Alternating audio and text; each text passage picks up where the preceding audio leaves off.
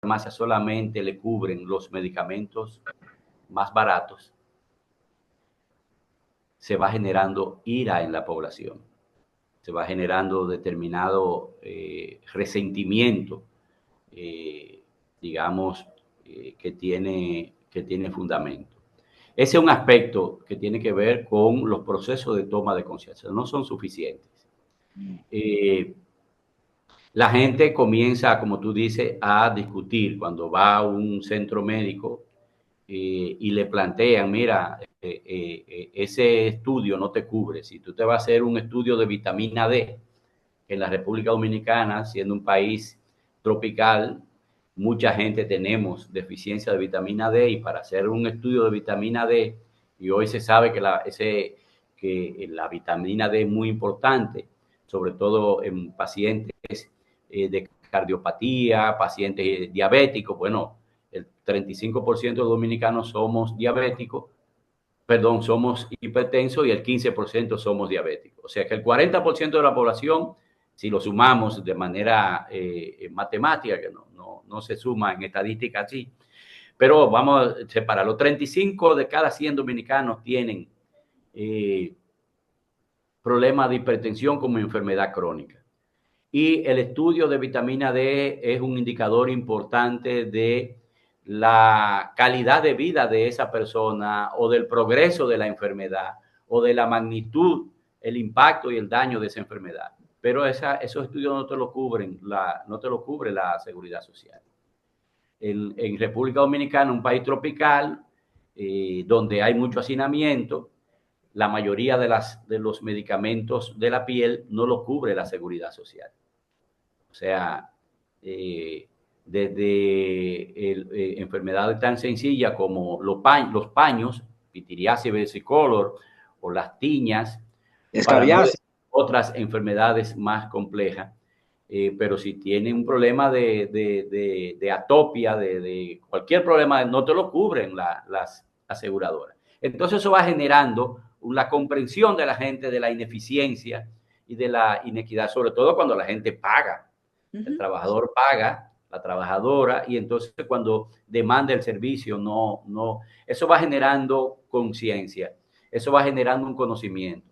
Igualmente la información y conocimiento y educación va generando la conciencia. Ahora, la conciencia no es solamente eso. Bueno, esa sería una visión escolástica, decir, bueno, me llegó la información, la educación, y yo cambié. La conciencia significa un cambio. Y en términos sociales y políticos, que es lo que implicaría en este sentido, tendría que expresarse en formas de actuación colectiva de la población. Que eso es lo que no hace, en lo que nosotros estamos de alguna manera como país entrampado en este tema y en otros temas. La acción colectiva, la acción organizada, la acción solidaria y cooperativa de la población. En esa parte es donde tenemos un gran reto, porque una de las características de este régimen privatizador, que lo vemos en la seguridad social, es parte de una construcción neoliberal, ha tenido una conquista fundamental en el plano de las ideas. Entonces, el tema del individualismo, la privatización, o sea, lo privado, tiene una lectura de lo mío, de lo que me corresponde a mí. Y cuando más para allá yo digo que de mí, es mi familia. Y entonces se ha puesto muy de moda en la República Dominicana que lo más importante es la familia. Y yo no pienso más allá de mi familia. Y aquí recuerdo alguien dice, yo quiero mucho a mi mamá, y entonces te pone como ejemplo que quieren a tu mamá, y tú dices, pero hay alguien que no quiera a su mamá. Bueno, puede haber alguien, pero lo normal es que una gente quiera a su mamá, quiera a sus hijos, quiera a su papá, a su primo, quiera a la gente de su alrededor. Eso es lo normal, por eso dice, no tiene mérito tú amar al que te ama, ¿tú entiendes? Claro. Eso es individualismo también. O sea, tú decir, no, mi familia, etcétera, eso es individualismo. A mí no me importa que se vaya la luz porque yo tengo un inversor y yo resolví el problema a mi familia. Pero no me doy cuenta que estoy pagando adicionalmente por el inversor también. Y cuando tú multiplicas eso por inversores, tú estás creando un gran daño en la sociedad y de manera colectiva, y te está creando un daño a tu familia y a ti. Y Entonces, para tener el agua, el tinaco para almacenar el agua, el botellón, o sea, todo. yo pagar por un botellón, o sea, nosotros hemos creado una sociedad donde la gente resuelve los problemas colectivos de manera individual. En vez de luchar por tener agua potable, agua que yo pueda consumir, entonces yo lo que me preocupo es de pagar un botellón de agua, y ahora un botellón de agua de 5 galones cuesta 100 pesos. O sea, yo pago por cada galón de agua, yo estoy pagando 20 pesos. En vez de yo demandar que haya agua donde yo voy a trabajar, donde yo tenga agua suficiente, que haya agua en la escuela, que haya agua en la universidad, entonces yo ando con un cambumbo, porque además me dicen que yo tengo que tomarme tantos galones o tantos vasos o tanto cantidad de agua. También me dicen eso, que tengo que tomarme determinada cantidad de agua. Ya me la predeterminan, me la dicen. O sea, ya no es mi propio mecanismo natural de la sed que me debe llevar a yo tomar agua, sino que a mí me predeterminan la cantidad de agua. Entonces yo, en vez de exigir, bueno, me voy a decir 8 vasos de agua, yo no sé de qué tamaño, tomármelo, yo ando con mi cambumbo y yo ando comprando botellitas. Entonces fíjense bien lo que se va generando, un círculo vicioso de donde lo individual se convierte al final en vuelve hacia mí, contra mí. No me doy cuenta que vuelve contra mí. Entonces, Totalmente de acuerdo, eso, Gregorio. Perdona que te interrumpa, es que como dominicana que está padeciendo ahora mismo, en este mismo minuto, las consecuencias de eso que está diciendo, se me fue la luz en lo que ella regresaba y gracias a Dios que regresó, ustedes siguieron la conversación, pero yo me perdí de una buena parte y lo que quiero es incorporar en esta conversación que tú estás teniendo. ¿Qué está planteado probablemente desde esa propuesta que se llevó al Congreso recientemente para romper ese círculo vicioso que nos afecta como sociedad y que afecta al planeta incluso? Porque el hecho de que todos debamos tener un inversor, a mí se me fue la luz. El hecho de que todos debamos tener un tinaco, el hecho de que todos debamos tener un aire acondicionado, el hecho de que todos debamos tener un carro, el hecho de que todos estamos destruyendo la casa de todos. ¿Qué está propuesto para romper ese círculo? bueno, yo decía, el proceso de concienciación es Ujú. que pueda la gente actuar de manera colectiva. Entonces, de lo que estamos hablando es de un proceso, pudiéramos decir, de revolución cultural. Así es. O sea, tiene que producirse un cambio en la cultura. Eh, la gente tiene, y aquí voy a citar al fenecido Papa Francisco, Ujú. él decía que la gente tiene que, lo voy a decir con mi palabra, ¿verdad? No, que la gente tiene que aprender a pensar, sentir y hacer las cosas. Hacerla como la piensa y la siente, sentirla como la piensa y la hace. Así, o sea, tiene que ser es un proceso. Todavía nosotros estamos en el sentimiento, en la reacción de, tú vas a cualquier empresa distribuidora de energía eléctrica, a cualquiera tú vas y tú vas a encontrar la repulsa de la gente, tú vas a encontrar la reacción de la gente de manera individual porque le aumentaron, están pagando más en un mes donde le dieron menos luz que en el mes que tenía más luz, pero lo hacen de manera individual. Entonces, esa transición tiene que darse. Eh, ¿En qué tiempo se da eso? Eso puede darse rápido, lento. Eso depende de una serie de factores. Ahora bien, el que tiene que estar, lo que no puede estar ausente son las propuestas, los procesos de información, educación, comunicación. Entonces, eso se va a dar. También ocurre lo siguiente, nosotros podemos decir, hay procesos que eh, no necesariamente sus resultados se producen en la medida en que ellos se logran hacer por sí mismo, vamos a decir. No es que nosotros estamos diciendo que vamos a obtener mañana una aprobación de la propuesta que estamos haciendo. Ahora, lo que nosotros queremos, además de que eso ocurra, es que no ocurra que se profundice y se apriete más la tuerca, que es la idea que tiene el gran empresariado y los sectores dominantes en la República Dominicana. Por ejemplo, eliminar la cesantía. Y te dicen, no, que eso es una carga laboral, una carga financiera, es una carga de capital que puede descapitalizar al empresario dominicano. Bueno, pero en más de 60 años no ha ocurrido que las empresas dominicanas se hayan descapitalizado por eso. Y ha habido cambios de personal que ha durado 10, 5, 15, 30 años y esa persona cambian ese personal. ¿Por qué usted tiene que cambiar a un personal que tiene 10 años? O sea, ¿qué ocurre estamos hablando en términos generales, ¿verdad? La gente que dura 10, 15, 20, 30 años es un trabajador que es productivo. Si usted no lo cancela de manera irregular, de manera abusiva, usted no tiene que hacerle a esa persona ningún pago. O sea, eso es un mecanismo de garantizar el derecho al trabajo, para decir una cosa. Entonces, esta demanda, pues, por la característica, no solamente procura que se apruebe, sino que no se profundice el daño que se le está haciendo de exclusión a la población dominicana en cuanto a servicios.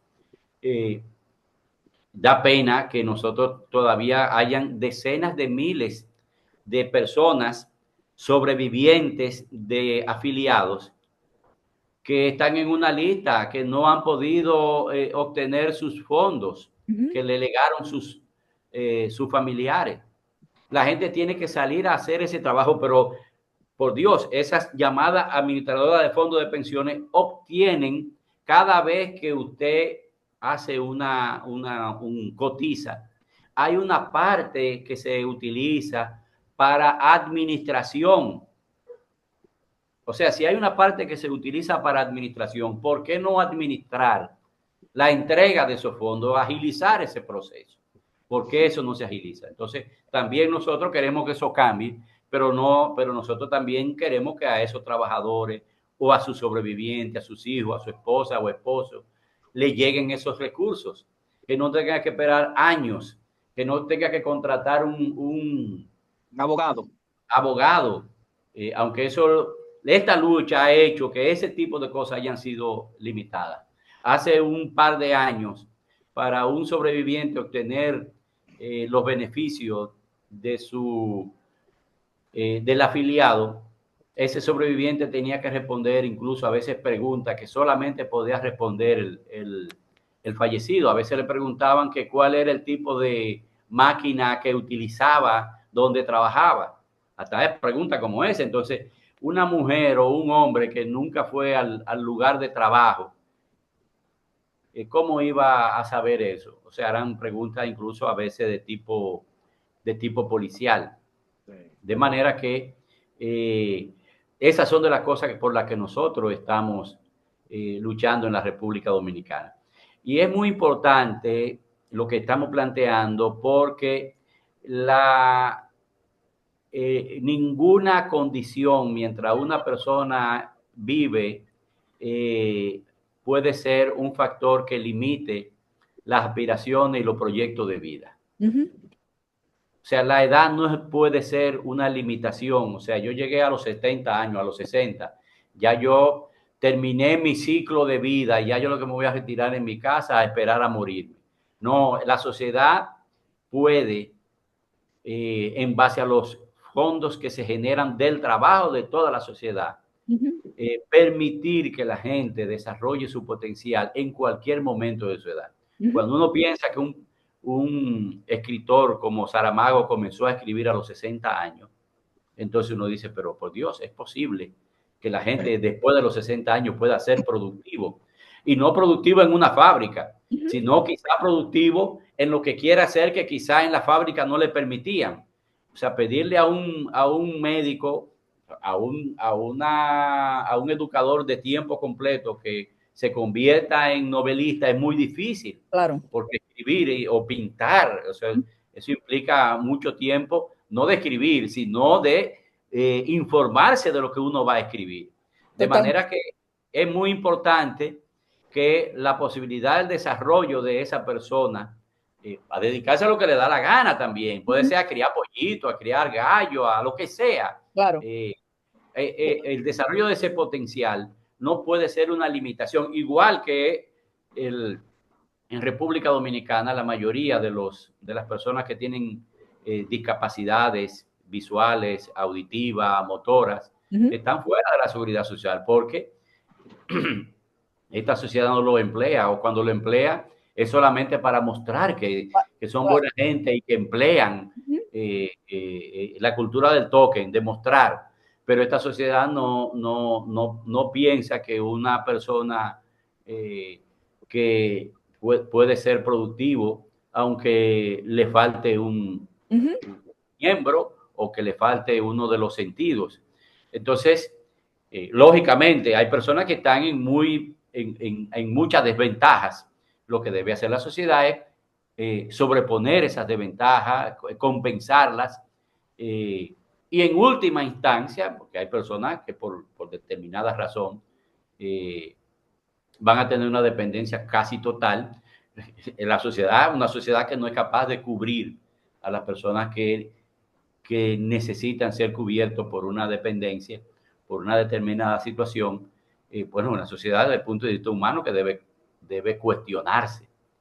La seguridad social tiene que llegar hasta ahí. Tengo una inquietud muy importante, Gregorio, y antes un comentario, que según yo vivimos una experiencia parecida a la que tú mencionas el domingo pasado justo, con una doctora, se llama doctora Rosa Fortuna, que a los 70, oíste bien, 70 años de edad, ella es médico internista, bueno, con toda la preparación del mundo, ejerciendo en el mundo de la medicina, y a los 70 años de edad decidió ponerse a aprender a pintar y ha expuesto y todo aquello. Eso es un comentario al margen. Y mi gran inquietud es, hay movimientos, hay demandas que concitan la adhesión de la población y algunos incluso de jóvenes. Yo me acuerdo muy bien del movimiento en donde todos acudimos a la Plaza de la Bandera vestidos de negro y cuando Cerito y Cruz comenzaron una cruzada por internet informando a la población acerca de que el 4% era legal y desglosaban todo aquello. Entonces, me ocupa la mente. ¿Por qué hay esas demandas que concitan el interés de la población y todos van, cuando el 84, no recuerdo, 84, 85? O sea, hay como momentos en donde todo el mundo, sin demasiada campaña, pues asume. Entonces, como que, ¿qué habría que hacer? Ahora que estamos viviendo en una época de hiperconectividad, se me ocurre, fíjate como tú mismo, nosotros tres estamos utilizando este medio para llegar a la población. Se me ocurre que pequeñas cápsulas de esa coalición por una seguridad social digna explique, así como así en Cerito y Cruz, con bolitas y palitos, qué es lo que está pasando, a ver si la mayoría de la gente pues como que entiende y asume y agarramos para alguna parte, sabrá Dios para la Plaza de la Bandera, sabrá Dios para el Malecón, sabrá Dios frente al Congreso, pero es que algo tiene que ocurrir como colectividad. Sí, mira, los procesos son complejos. El ejemplo de la lucha por el 4% se tomó años. Uno mira de Cerito y Cruz cuando surgió, pero antes de eso ya existía la coalición se llamaba así, por educación digna igual, Sí. por una educación digna. Ya tenía años. Incluso posterior a la aprobación de la ley, que fue en el 97, era parte de un reclamo. De un reclamo. Ahora bien, es importante comprender también en qué momento se producen esos procesos. Primero se acumuló un proceso, lo de Cerrito Cruz, digamos que se ocurrió en un momento en que no solamente era, y era genial, lo de Cerrito Cruz era una cosa muy bien hecha, muy bien orientada, pero coincidió con una serie de factores. Uno de ellos, y quizá el más importante para nosotros, o sea, para la evaluación que hemos hecho, lo que hemos evaluado ese proceso, es que esa demanda unificó a toda la sociedad. El gran empresariado apoyó eso. La embajada norteamericana, la embajada europea, la Unión Europea, o sea, los sectores apoyaron las principales organismos internacionales apoyaban eso porque entraba en la línea de una política de desarrollo y de su enfoque del desarrollo. ¿Qué quiero decir? Esa política iba dirigida contra una resistencia de un gobierno o de sectores de la sociedad dominicana y de un gobierno, de un partido y de algunos sectores, no solamente de un partido, porque esa demanda no había sido cumplida desde el 97, fue en el 2016, o sea, fíjate bien, 19 años pasaron, 19 años, del 1997 que se aprobó la ley hasta el 2016, que fue cuando en esas elecciones se firmó el pacto por la educación y a partir de ese momento el gobierno lo implementó. ¿Qué quiero decir? Que la oligarquía, que tiene un papel fundamental en las ideas dominantes, las ideas que más maneja la población, la gente escucha, estaban de acuerdo con esa. En el caso nuestro, es la oligarquía la que está en contra de eso. Aquí hay un problema de clase. Allí había un problema político con un sector de la sociedad, pero aquí hay un problema de clase. Aquí es la clase trabajadora. Cuando decimos trabajador, alguien decía, bueno, pero todos somos trabajadores. Sí, sí, todos somos trabajadores. Pero hay gente que vivimos porque trabajamos. O sea, si dejamos de trabajar, ya nuestra existencia se dificulta. Hay personas que trabajan y trabajan muchísimo. O sea, un empresario trabaja muchísimo, un diputado serio trabaja mucho, un funcionario, un ministro, son gente que trabaja mucho. Ese no es el tema. Lo que sí nosotros sabemos es que esa gente puede dejar de trabajar porque van a obtener rentas por otra vía. Nosotros tenemos que vivir trabajando, el que es trabajador, el médico, la enfermera, el de la limpieza, el que vende coco en la calle, etcétera, el dueño del colmado, el colmadero, el delivery, tienen que vivir para trabajar, o sea, tienen esa compulsión. En ese sentido, hay una contradicción y una característica importante en la contradicción. Nosotros tenemos un país donde las clases, no solamente en este país, pero se expresa, donde el carácter de la sociedad dominicana se ha ido incrementando, como en el mundo entero, la financiarización de la economía. Y entonces hay una parte cuando decimos esa economía basada en la finanza, no es basada en la producción real. No es que yo produzco más aguacate o yo produzco más botella o más silla o más mesa, sino que yo produzco interés a partir del dinero. Y entonces el dinero, ellos descubrieron una mina que se llama AFP, que se llama Seguridad Social. Descubrieron una mina donde hoy día los fondos de pensiones representan cerca más del 15% del Producto Interno Bruto. O sea, recordemos que la crisis del 2003, solamente esa crisis bancaria significó el 5% del PIB. De manera que estamos hablando de una cantidad de recursos que les traen a los trabajadores. Y con esos recursos, por ejemplo, le prestan al gobierno. Las AFP le prestan al gobierno, le prestan al Banco Central, compran bonos ¿quién paga esos bonos del Banco Central? Lo paga el gobierno. ¿Cómo lo paga el gobierno? A través de los impuestos. Los impuestos lo paga la gente. O sea que nosotros estamos pagándole a las administradoras de fondos de pensiones, para decir una cosa, le estamos pagando a través de lo que aportamos directamente, pero las ganancias que ellos obtienen, las obtienen a partir de intereses que obtienen, donde más del 70% de los intereses que ellos están obteniendo vienen de deuda pública. Wow. O sea, es un negocio muy bien montado. Entonces, esa economía parasitaria, porque es una economía parasitaria, porque eso no produce ningún bien ni ningún servicio. O sea, no hay ningún servicio que se produzca. No es ni siquiera el servicio bancario. O sea, porque antes el concepto del sector bancario y financiero producía el servicio de colocar dinero en la producción. Y entonces la producción, a partir del crecimiento de la producción, pagaba al sector financiero, y había un proceso donde se nutría ese sector. No, ahora es el sector financiero que da vuelta sobre sí mismo y genera ganancias.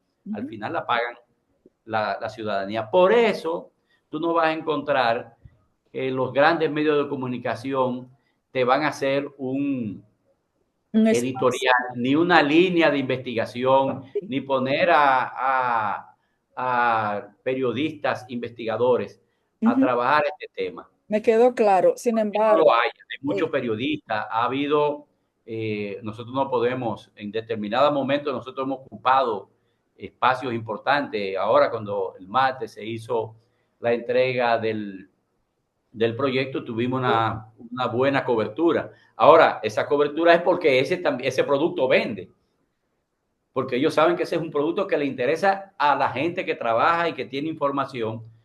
Tú dirás, ¿qué porcentaje de la población? Bueno, si es un 5% de lo que leen, bueno, es una parte importante. De manera que esto tiene que ver con eso. Sí. Realmente lo que tú planteas, volvemos, los procesos de conciencia y de acciones, vamos a decir, afirmativas, acciones contundentes de la población se producen en determinados momentos. Tú has puesto algunos ejemplos, el caso de la lucha por el 4%, el caso de la lucha contra la cementera, ahora la lucha contra... Me acuerdo un tiempo en el que todo el mundo fue a Codetel con el teléfono en la mano. O sea, hay como momentos. Bueno, lo de Codetel, lo de romper, ¿cómo se llama? Medidores de electricidad en un momento. Hay momentos donde se producen reacciones ciudadanas, pero eso se producen en determinados momentos. Y mira, a veces no es, muchas veces esas acciones que son sentidas expresan otras que son reales, que son más reales, que son más, que están más vinculadas a las necesidades de la gente. Y a veces esas necesidades de la gente a veces no se expresan directamente, sino que se expresan de manera sublimal o subliminal o sublimada en esas expresiones.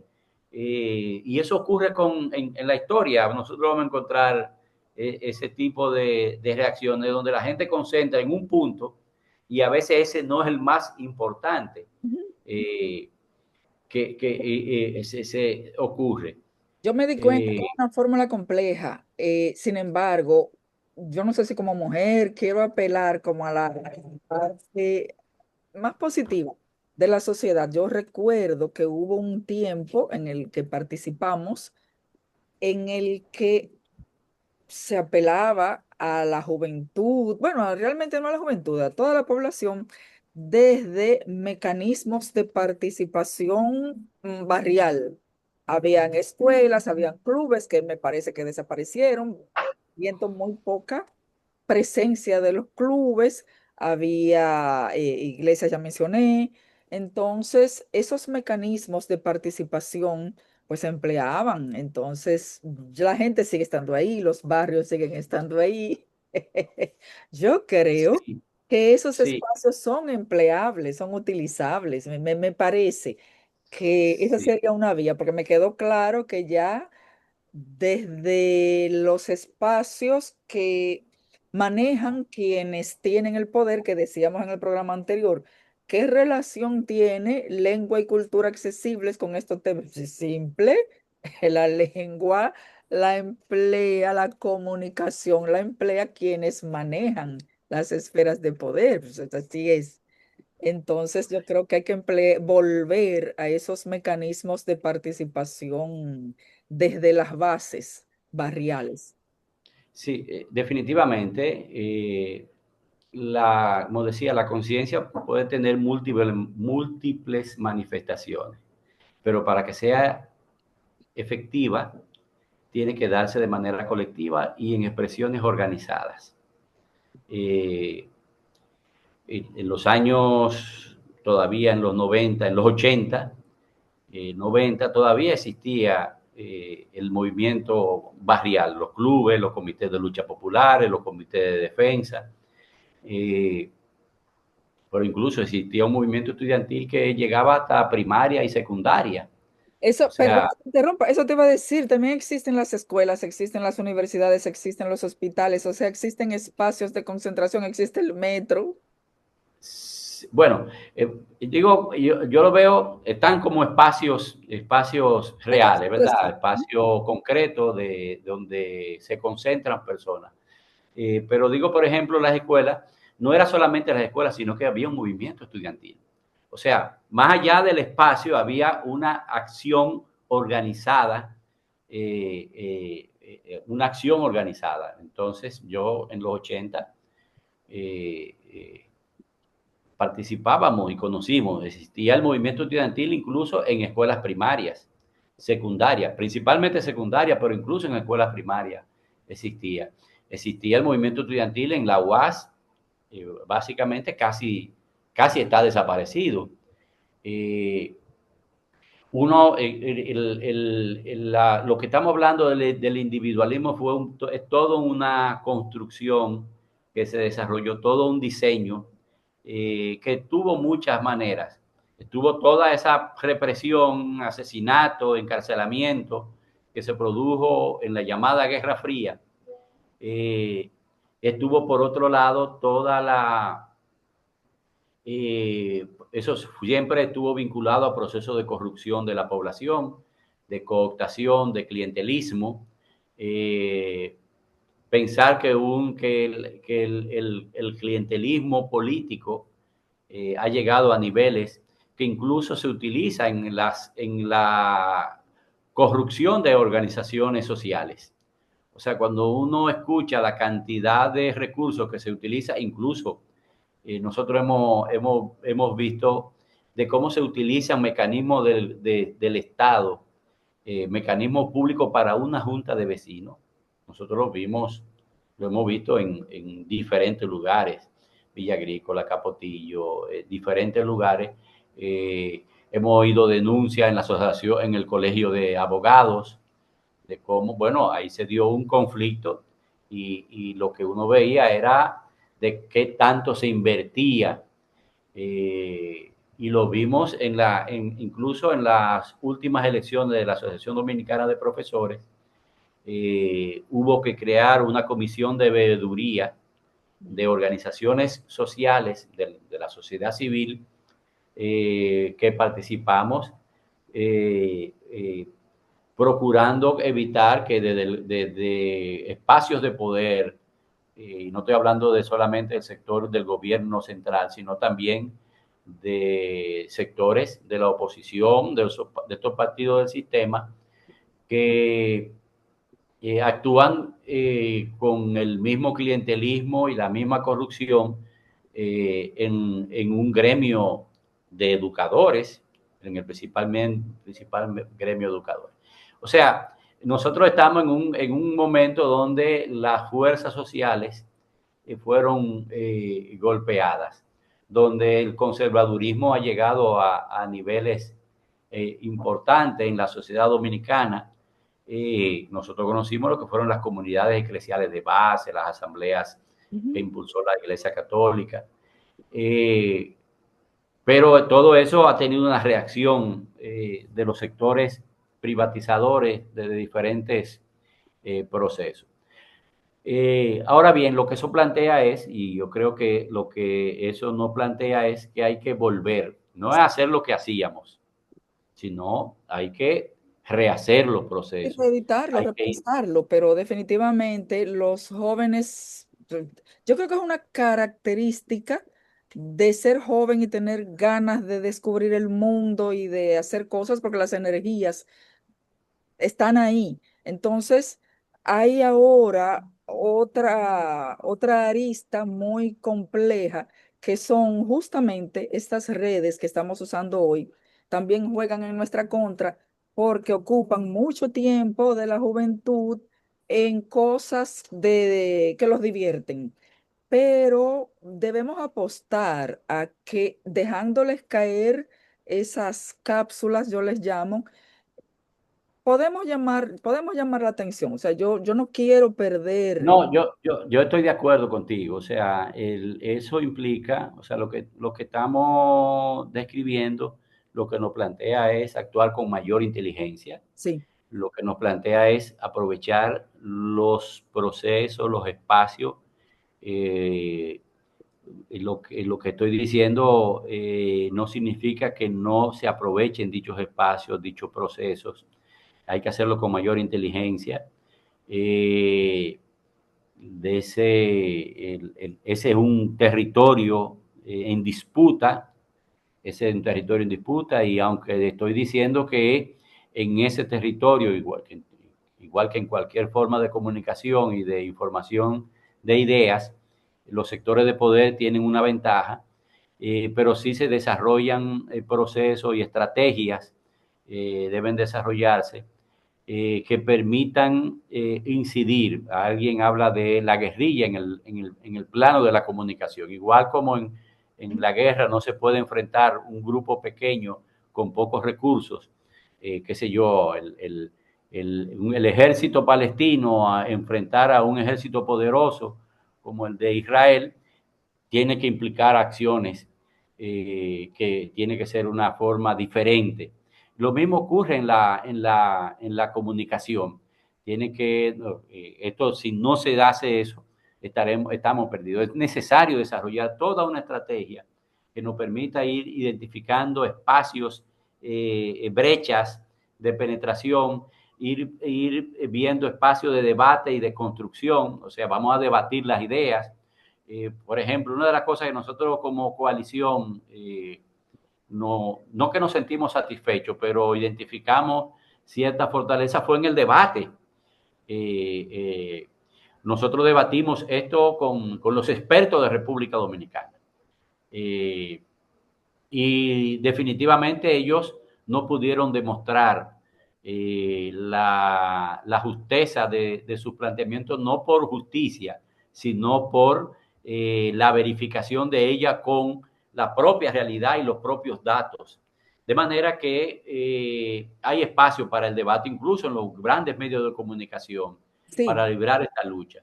me alegré muchísimo. Nosotros somos conscientes de eso y eso que tú dices implica un proceso de educación Sí, a través de cápsulas, en mil formas, como decía Narcisazo, mil sí. formas de educación popular, de educación y cultura. Hay mil maneras. Vinculado eso a esos espacios donde la gente trabaja, se congrega, se divierte, porque el tema no está en que los jóvenes se divierten, sino en lo que se están divirtiendo. Ujú. ¿Tú entiendes? Ese es el tema. Aquí va en qué se están divirtiendo. Y aquí vuelvo a Narcisazo. Es que el humor, la diversión, tiene un sello de clase, tiene un sello político, tiene un sello ideológico. Totalmente. Eh, entonces, esa es. Entonces hay que comenzar a escribir otra música y hay que ir buscando cómo nosotros acompasamos eso al ritmo de la gente. Esa es digamos, toda una estrategia que hay que desarrollar. Sí. Eh, Totalmente. y Me que alegré tenemos muchísimo cuando informabas que esta coalición por una seguridad social digna está conformada por múltiples sectores, porque justamente como yo soy educadora, tenemos el sesgo de que todo lo vemos por ahí, por la educación. Ni modo, son los lentes que me tocaron, son los lentes que traigo puestos, verlo desde otra óptica. Siempre creemos que es a través de la educación que se resuelve la mayoría de los problemas sociales, pero el hecho de que haya esa coalición me lleva a pensar que en cada uno de esos ámbitos profesionales y no profesionales de participación debería desarrollarse toda una estrategia, porque solo con la asociación de profesores que está en el país enterecito, hacer núcleos de estudio, núcleos de discusión, ya no digo yo debate, porque ya el debate demanda que yo tenga un conocimiento para poder debatir. Si no lo Claro. tengo, me tengo que quedar callada. Pero por lo menos de información y te invito y públicamente mea culpa por el ausentismo, pero bueno, es que necesitamos definitivamente que, que personas como tú se encarguen y nos encarguemos de difundir la necesidad social que tiene la República Dominicana de repensar y revertir el sistema de cosas. Gregorio, te agradezco muchísimo. Segundo, tuve que retirarse porque tenía un compromiso ya a las 7 de la noche, pero en nombre de todo el equipo que hace Lengua y Cultura Accesibles, te damos las gracias y tú sabes que esta es tu casa. Queremos que por favor la utilices cada vez que sea necesario y nos sumamos. No, gracias. Y solamente informarte que la coalición se conformó en el local de la ADP con el apoyo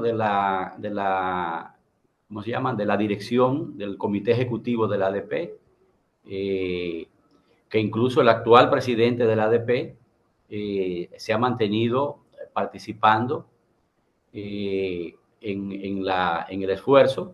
Nosotros sabemos las características de un gremio como ese. El que conoce un gremio como ese sabe que yo lo he visto, un presidente de una regional, de una seccional, y el presidente nacional a veces lo llama, mira que hay un problema en la escuela de Tenares y después le llaman en tal escuela, en tal distrito, o sea, es tiene muchas cosas, pero definitivamente yo creo que estamos de acuerdo en ese sentido, es la educación la posibilidad de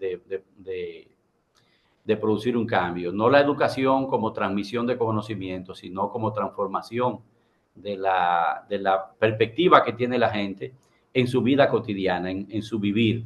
Entonces, yo también le agradezco, le estaremos tocando la puerta, porque vamos, como tú dices, nosotros vamos, dentro de las cosas que tenemos planteado es degallar, como decimos aquí, o sea, buscar los aspectos, destacar los aspectos principales, porque la gente no tiene que aprenderse la propuesta de la ley.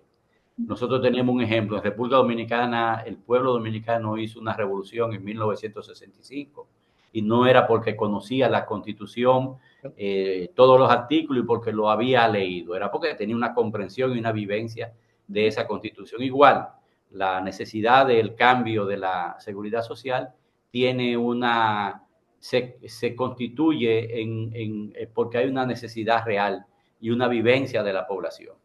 Totalmente de acuerdo. Y para cerrar, apelo de nuevo a Narcisazo, que lo has mencionado varias veces, que decía, ojalá nos comencemos a ver como unidos y no como partidos. Así es, así es. Feliz tarde. Muchísimas gracias, Gregorio. Igual, Agradecemos gracias. también a Access Team, que ustedes lo pueden conseguir en el 849-815-4425, que son quienes hacen posible, nuestros queridísimos amigos Jonathan Javier y Keren Matos, hacen posible que esta información tan valiosa llegue absolutamente a toda la población sin barreras lingüísticas. Así es que gracias, Gregorio, gracias, Access Team, y gracias a todos ustedes.